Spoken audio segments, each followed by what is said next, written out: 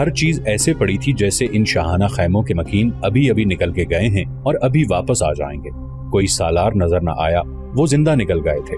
سالار محبوزان بھی نکل گیا تھا اور عیسائیوں کا سردار اور سالار حزیل بن عمران بھی نکل گیا تھا۔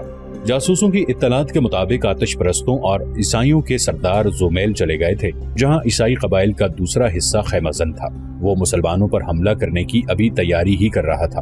وہ جس لشکر کا حصہ تھا اس کے 3 حصے تباہ ہو چکے تھے۔ زومیل والے اس لشکر کا سردار ربیعہ بن بجیر تھا۔ مال غنیمت میں مسلمانوں کو جو سب سے زیادہ قیمتی اور کارآمد چیز ملی وہ ہزاروں گھوڑے تھے جو انہیں زینوں سمیت مل گئے تھے۔ اس سے آگے سنا اور زمیل 2 مقامات تھے جہاں بنی تغلب، نمر اور ایاد کے عیسائی مسلمانوں کے خلاف خیمہ زن تھے۔ وہ بھی مسلمانوں کو ہمیشہ کے لیے ختم کرنے کے ارادے سے گھروں سے نکلے تھے۔ عیسائیوں کے سردار عقا بن ابی عقا کا بیٹا بلال بن عقا بھی کہیں آگے تھا۔ وہ اپنے باپ کے قتل کا انتقام لینے کے لیے عیسائی لشکر کے ساتھ آیا تھا۔ خدا کی قسم، خالد رضی اللہ عنہ نے مزیح کی معجزہ نما فتح کے بعد اپنے سالاروں سے کہا، میں دومت الجندل سے قسم کھا کر چلا تھا کہ بنی تغلب پر اس طرح جھپٹوں گا کہ پھر وہ کبھی اسلام کے خلاف اٹھنے کے قابل نہیں رہیں گے۔ بنی تغلب ابھی آگے ہیں، ان پر جھپٹنے کی تیاری کرو۔ مزیح کی بستی پر بھی مسلمانوں نے چھاپا مارا تھا۔ یہ عیسائیوں کی بستی تھی۔ وہاں 2 ایسے آدمیوں کو مسلمانوں نے قتل کر دیا جو مسلمان تھے۔ انہوں نے کسی وقت مدینہ میں آ کر اسلام قبول کیا اور واپس اپنی بستی میں چلے گئے تھے۔ انہیں مجاہدین نے انجانے میں عیسائی سمجھ کر مار ڈالا۔ خالد رضی اللہ عنہ نے اتنی بڑی فتح کی خبر خلیفۃ المسلمین حضرت ابوبکر صدیق رضی اللہ عنہ کو مدینہ بھیجی اور پیغام میں یہ اطلاع بھی دی کہ مجاہدین کے ہاتھوں عیسائیوں کی ایک بستی میں 2 مسلمان بھی غلطی سے مارے گئے ہیں۔ خلیفۃ المسلمین رضی اللہ عنہ نے فتح کی خبر کے ساتھ ان 2 مسلمانوں کے قتل کی خبر بھی سنی تو سب کو سنا دی۔ خالد کو اس کی سزا ملنی چاہیے۔ عمر رضی اللہ عنہ نے کہا، مسلمان کا خون معاف نہیں کیا جا سکتا۔ جو لوگ کفار کے ساتھ رہتے ہیں وہ اس صورتحال میں جو وہاں پیدا ہو گئی تھی مارے جا سکتے ہیں۔ خلیفۃ المسلمین رضی اللہ عنہ نے کہا، اس قتل کا ذمہ دار خالد ہے۔ عمر رضی اللہ عنہ نے اصرار کیا، اسے سزا ملنی چاہیے۔ خلافت مدینہ کی طرف سے دونوں مقتولین کے پسماندگان کو خون بہا ادا کر دیا جائے گا۔ ابوبکر صدیق رضی اللہ عنہ نے فیصلہ سنایا اور یہ خون بہا اسی قاصد کے ساتھ بھیج دیا جائے گا جو فتح کی خبر لایا ہے۔ عمر رضی اللہ عنہ نے پھر سزا کی بات کی۔ عمر، خلیفۃ المسلمین رضی اللہ عنہ نے گرج کر کہا، خالد واپس نہیں آئے گا۔ میں اس شمشیر کو نیام میں نہیں ڈال سکتا جسے اللہ نے کفار کے خلاف بے نیام کیا ہے۔ بحوالہ طبری، ابن حشام، ابو سعید، حسین ہیکر۔ مزیح کے میدان جنگ میں ہڈیاں اور کھوپڑیاں رہ گئی تھیں جو دور دور تک بکھری ہوئی تھیں۔ گدھ، گیدڑ، بھیڑیے، صحرائی لومڑیاں، گرگٹ، سانپ اور حشرات الارض ان ہڈیوں سے گوشت کھا گئے تھے۔ یہ آتش پرستوں کی اس جنگی قوت کی ہڈیاں تھیں جس نے عرب، عراق اور شام پر دہشت طاری کر رکھی تھی۔ ان میں ان عیسائیوں کی ہڈیاں بھی شامل تھیں جو فارس کی جنگی قوت میں اضافہ کرنے آئے تھے۔ یہ عیسائی اپنے سرداروں کے خون کا بدلہ لینے آئے تھے۔ اسے انہوں نے مذہبی جنگ بھی سمجھا تھا۔ وہ اسلام کے راستے میں حائل ہونے آئے تھے۔ ان ہڈیوں میں ان ہاتھوں کی ہڈیاں بھی تھیں جنہوں نے حق پرستوں کو کاٹنے کے لیے نیاموں سے تلواریں نکالی تھی۔ ان ہاتھوں میں برچیاں بھی تھیں۔ ان ہاتھوں میں گھوڑوں کی باگیں بھی تھیں۔ وہ اس خوش فہمی میں مبتلا ہو کر آئے تھے کہ ارض و سما کی طاقت انہی کے ہاتھوں میں ہے، اور وہ سمجھتے تھے کہ جب وہ گھوڑوں پر سوار ہوتے ہیں تو ان کے نیچے زمین کانپتی ہے، مگر اب وہ زمین جو کبھی کسی انسان اور اس کے گھوڑے کے بوجھ اور خوف سے نہیں کانپی، ان کے نیچے سے نکل گئی تھی، اور زمین نے ان کے مردہ جسموں کو قبول کرنے سے انکار کر دیا تھا۔ زمین اور حق پرستوں کے بوجھ اور روب سے کبھی نہیں کانپی تھی۔ اللہ کا فرمان قرآن کی صورت میں مکمل ہو چکا تھا، اور اللہ کو وحدہ لا شریک ماننے والے اللہ کے اس فرمان سے آگاہ تھے کہ گردن کو کتنا ہی اکڑا لے، سر کو جتنا اونچا کر لے، تو پہاڑوں سے اونچا نہیں ہو سکے گا، اور تو کتنے ہی روب اور دبدبے سے کیوں نہ چلے، زمین کو تو نہیں پھاڑ سکے گا۔ حق پرستوں کو اللہ کا یہ وعدہ بھی یاد تھا کہ تم میں 10 ایمان والے ہوئے تو 100 کفار پر غالب آئیں گے۔ یہ ایمان کی ہی قوت تھی کہ 10 ایمان والے 100 پر اور 20 200 پر غالب آ گئے تھے۔ سالار اعلیٰ ابن ولید کہے نہ کہے، کیا تم خود نہیں جانتے؟ مسلمانوں کے سالار ابو لیلہ اپنے کمانداروں اور چند ایک سپاہیوں کو جو ان کے ارد گرد اکٹھے ہو گئے تھے کہہ رہے تھے، اگر تم سے ایمان لے لیا جائے تو تمہارے پاس گوشت اور ہڈیوں کے جسم رہ جائیں گے، کیا انجام ہوگا ان جسموں کا؟ वो देखो, वो खोपड़ियां देखो, इनके ऊपर का गोश्त खाया जा चुका है, इनके अंदर मगज मौजूद हैं, मगर ये मगज अब सोचने के काबिल नहीं रहे, इनमें कीड़े दाखिल हो चुके हैं और इनके मगज कीड़ों की खुराक बन रहे हैं। वो जरा ऊंची जगह खड़े थे। सबने उस वसी मैदान की तरफ देखा जहां किसरा की फौज का और ईसाइयों के लश्कर का कैंप था। 3 रातें पहले यहाँ गहमा गहमी थी। सिपाही नाच रहे थे, उनके सालार और सरदार खैमों में शराब पी रहे थे। मुसलमानों का शबखून उन पर कयामत बनकर टूटा था। और अब देखो, सालार कैका बिन अम्र ने अपने मातहतों और सिपाहियों से कहा, ये उनका अंजाम है जिन्होंने अल्लाह को ना माना, मोहम्मद सल्लल्लाहु अलैहि वसल्लम को अल्लाह का रसूल ना माना। उन्होंने अपने खुदा बनाए हुए थे, उनके सरदार खुदाओं के एलची बने हुए थे। फारस के बादशाह अल्लाह के बंदों को अपने बंदे समझते थे। सालार आला इब्ने वलीद ने कहा है कि मुजाहिदीन को बताओ कि तुम्हें अल्लाह देख रहा है और वही है अजर देने वाला, और उसी ने तुम्हारे जिस्मों में इतनी ताकत भर दी है कि आराम का एक पल नहीं मिलता। तुम्हारे जिस्म लड़ रहे होते हैं या कूच कर रहे होते हैं और अगले रोज अगली लड़ाई के लिए तैयार हो रहे होते हैं। ये ताकत जिस्मानी नहीं, ये रूह की ताकत है और रूह को ईमान तक़वियत देता है। सालार आला ने कहा है कि सबसे कह दो कि जमीन की मलकियत पर लड़ने नहीं आए, तुम कुफ्र पर गालिब आने के लिए लड़ रहे हो। सालार ज़बरक़ान अपने दस्तों के कमांडारों से कह रहे थे। इब्ने वलीद ने कहा है कि इन जिस्मों को ईमान से और पाक अज़्म से खाली कर दो तो अभी गिर पड़ोगे और जिस्म रूहों से खाली हो जाएंगे।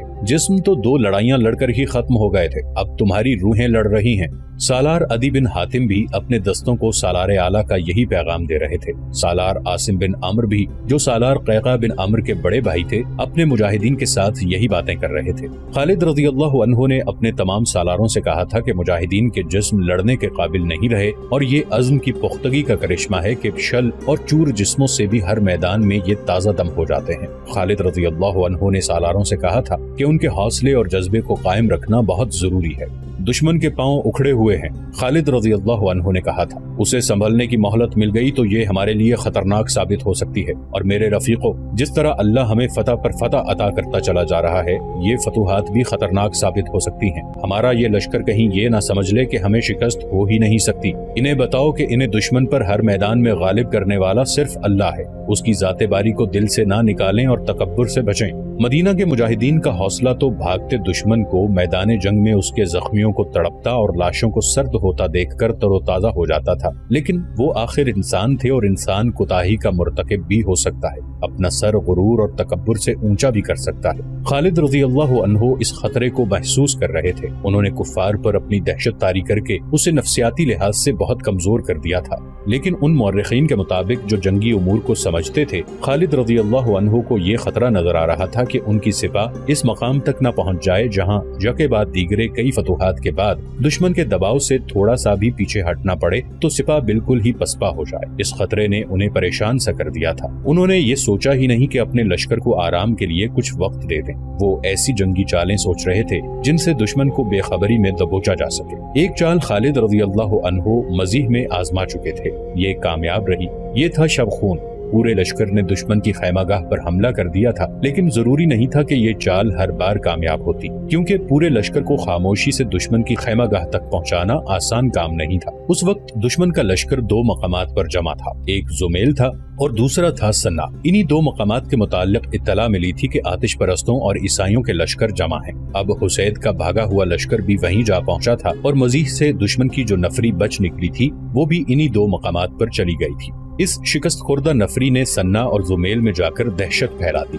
वहाँ सरदार और सालार भी थे। उन्हें बहुत मुश्किल पेश आई। जज्बे के लिहाज से लश्कर लड़ने के काबिल नहीं था, जिस्मानी लिहाज से लश्कर ताजा दम था। सन्ना में उनकी औरतें भी थीं और बच्चे भी थे। औरतों ने मर्दों को बुज़दिली और बेगैरती के ताने दिए और उन्हें लड़ने के लिए तैयार किया। इन 2 मकामात पर जंग की तैयारियों का मंजर जंग जैसा ही था। सवार और प्यादे तेगजनी की मशक सुबह से शाम तक करने लगे। सवार दस्तों को हमला करने और हमला रोकने की मशक़ें कराई जाने लगी। उस वक्त तक किसरा के सालार और उनके इत्तेहादी ईसाइयों के सरदार खालिद रज़ियल्लाहु अन्हु की जंगी चालें समझ चुके थे। लेकिन चालें समझने से क्या होता है? ईसाइयों के एक कबीले का सरदार रबिया बिन बुजैर कह रहा था, दिल को जरा मजबूत रखें तो इन थोड़े से मुसलमानों को कुचलना कोई मुश्किल नहीं। उसके पास ईसाइयों के बड़े सरदार अका बिन अका का बेटा बिलाल बिन अका बैठा हुआ था। अका बिन अबी अका सरदारों में सरकर्दा सरदार था। उसने ललकार कर कहा था कि वो खालिद रज़ियल्लाहु अन्हु का सर काट कर लाएगा, मगर ऐनुत्तमर के मारके में वो पकड़ा गया। इससे पहले खालिद रज़ियल्लाहु अन्हु ने قسم کھائی تھی کہ وہ آقا کو زندہ پکڑیں گے۔ خالد رضی اللہ عنہ کی قسم پوری ہو گئی، انہوں نے آقا کا سر اپنی تلوار سے کاٹا تھا۔ بلال آقا کا جواں بیٹا تھا جو اپنے باپ کے خون کا بدلہ لینے آیا تھا۔ ابن بجیر، اس نے اپنے سردار ربیہ کی بات سن کر کہا، میں اپنے باپ کے سر کے بدلے خالد کا سر لینے آیا ہوں، ایک نہیں ہم پر ہزاروں سروں کا قرض چڑھ گیا ہے۔ ربیہ بن بجیر نے کہا۔ وہ کچھ دیر تک باتیں کرتے رہے، پھر بلال بن آقا چلا گیا۔ رات کا وقت تھا، رات سرد اور تاریک تھی، مہینہ نومبر کا تھا اور اسی شام رمضان کا چاند نظر آیا تھا۔ بلال باہر جا کر رک گیا، وہ اپنے لشکر کے خیموں سے کچھ دور تھا، اسے ایک طرف سے اپنی طرف کوئی آتا نظر آیا۔ نیا چاند کبھی کا ڈوب چکا تھا، تاریک رات میں چلتے پھرتے انسان متحرک سائے لگتے تھے۔ سایہ جو بلال کی طرف آ رہا تھا قریب آیا تو بلال نے دیکھا کہ وہ کوئی آدمی نہیں، عورت ہے۔ ابن آقا، عورت نے کہا، میں صابحہ ہوں، صابحہ بنت ربیہ بن بجیر، ذرا رک سکتے ہو میرے خاطر؟ او، ربیہ بن بجیر کی بیٹی؟ بلال بن آقا نے مسرور سے لہجے میں کہا، کیا میں ابھی ابھی تیرے گھر سے اٹھ کر نہیں آیا؟ لیکن جو بات کہنی ہے وہ میں باپ کے سامنے نہیں کہہ سکتی تھی۔ صابحہ نے کہا، کیا تو نے مجھے اپنے قابل سمجھا ہے؟ بلال نے کہا، بات جو تو کہنا چاہتی ہے وہ پہلے ہی میرے دل میں ہے، غلط نہ سمجھ ابن آقا۔ صابحہ نے کہا، پہلے میری بات سن لے، مجھے بتا کہ مجھ سے زیادہ خوبصورت لڑکی تو نے کبھی دیکھی ہے؟ نہیں بنت ربیہ، کبھی مدائن گیا ہے تو؟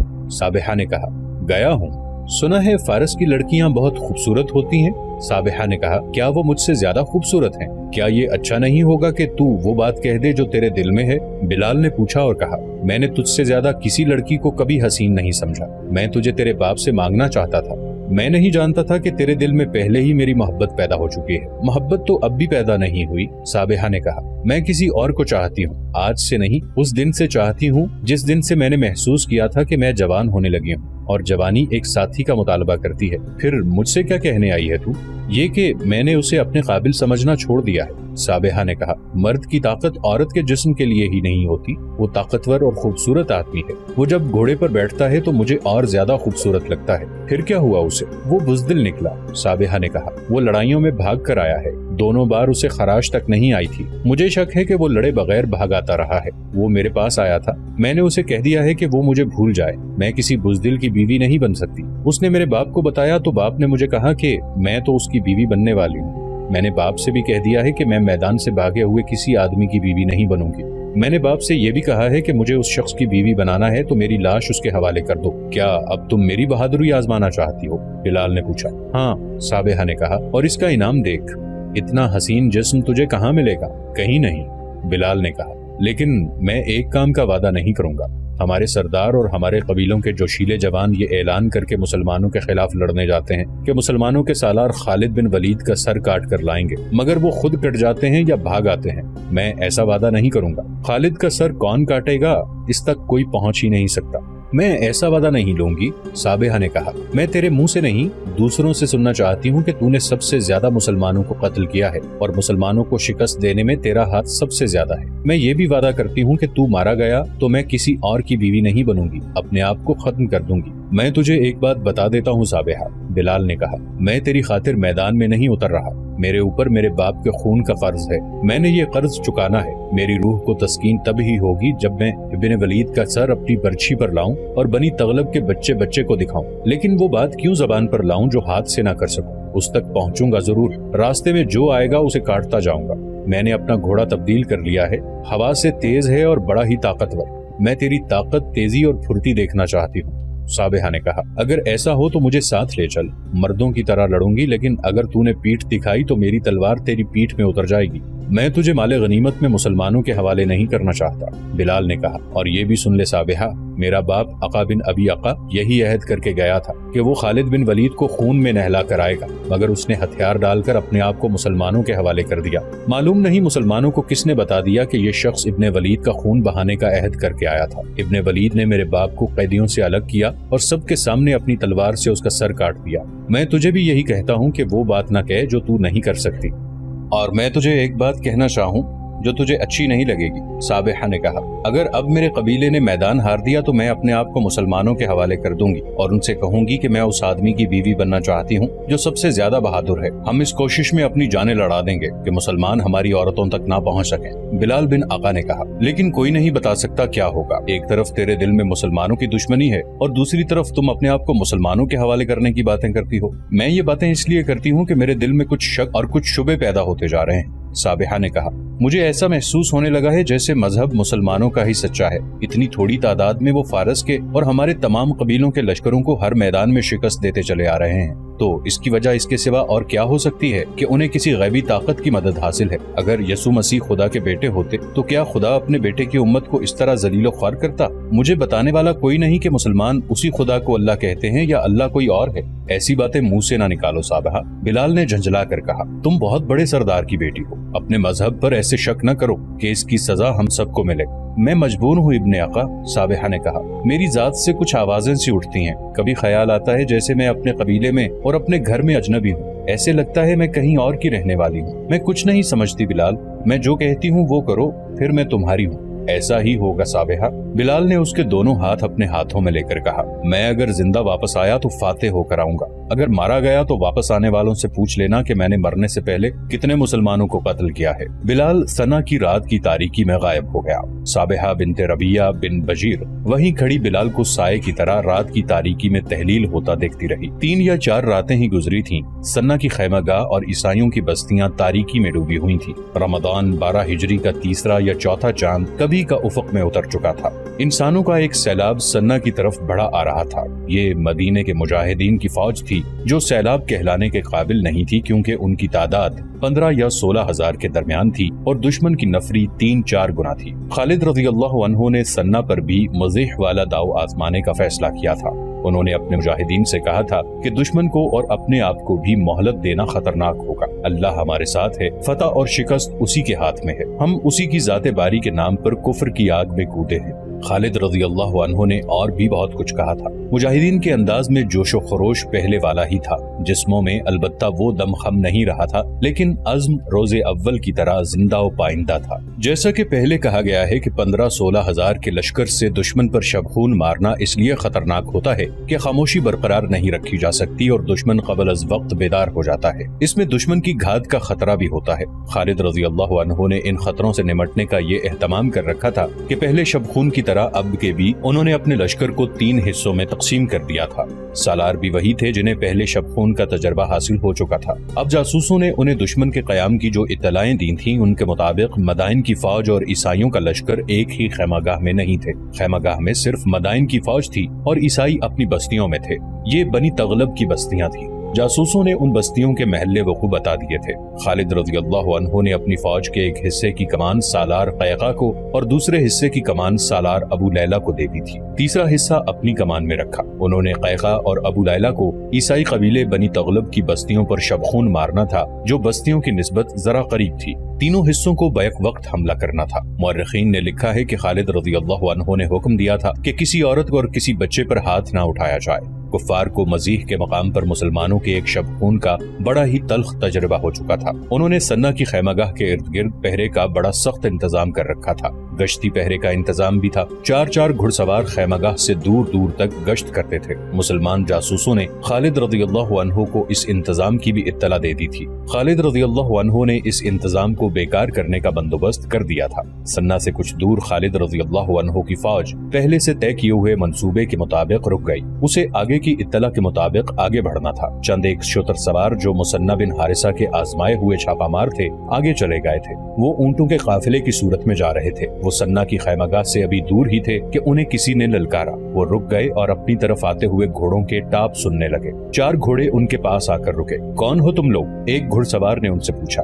मुसाफिर हैं, एक शुतर सवार ने डरे हुए लहजे में जवाब दिया और किसी बस्ती का नाम लेकर कहा कि वहां जा रहे हैं। शुतर सवार 8-10 थे। उनमें से एक तो घुड़सवारों को बता रहा था कि वो कहां से आए हैं और कहां जा रहे हैं। दूसरे शुतर सवार ऊंटों को आहिस्ता आहिस्ता हरकत देते रहे, हत्ता कि चारों घुड़सवार उनके नरगे में आ गए। उतरो ऊंटों से, एक घुड़सवार ने बड़े रौब से हुक्म दिया। 4 शुतर सवार ऊंटों से इस तरह उतरे कि ऊपर से एक एक घुड़सवार पर झपटे। उनके हाथों में खंजर थे जो घुड़सवारों के जिस्मों में उतर गए। उन्हें घोड़ों से गिराकर खत्म कर दिया गया। 4 मुजाहिदीन चारों घोड़ों पर सवार हुए और दुश्मन की खैमागाह तक चले गए। एक संतरी उन्हें अपनी सवार गश्त समझकर उनके करीब आया। अंधेरे में 2 घुड़सवार उतरे और उस संतरी को हमेशा की नींद सुला दिया। उन्होंने कई और संतरियों को खामोशी से खत्म किया और वापस आ गए। खालिद रज़ियल्लाहु अन्हु बेसब्री से उनका इंतजार कर रहे थे। वो जो ऊंटों पर गए थे, 4 घोड़े भी साथ ले आए। انہوں نے خالد رضی اللہ عنہ کو بتایا کہ راستہ صاف ہے۔ خالد رضی اللہ عنہ نے سرگوشیوں میں قاصدوں کو دوسرے سالاروں کی طرف اس پیغام کے ساتھ دوڑا دیا کہ ہلہ بول دو۔ اس وقت تک گھوڑوں کے منہ بندے ہوئے تھے، وہ انہنا نہیں سکتے تھے۔ سواروں نے سالاروں کے کہنے پر گھوڑوں کے منہ کھول دیے۔ ان کے ہدف دور نہیں تھے۔ کچھ دور تک گھوڑے پیادوں کی رفتار کے ساتھ آہستہ چلائے گئے، پھر رفتار تیز کر دی گئی اور پیادوں کو دوڑنا پڑا۔ بستیوں کے قریب جا کر مشعلیں جلا لی گئیں۔ خالد رضی اللہ عنہ نے اپنے دستوں کو اتنی تیزی سے آگے نہ بڑھایا، انہوں نے شب خون کی ترتیب میں پھیلا دیا تھا۔ یہ ایک ایسی پیش قدمی تھی جس میں کوئی نعرہ نہ لگایا گیا، نہ کسی کو للکارا گیا۔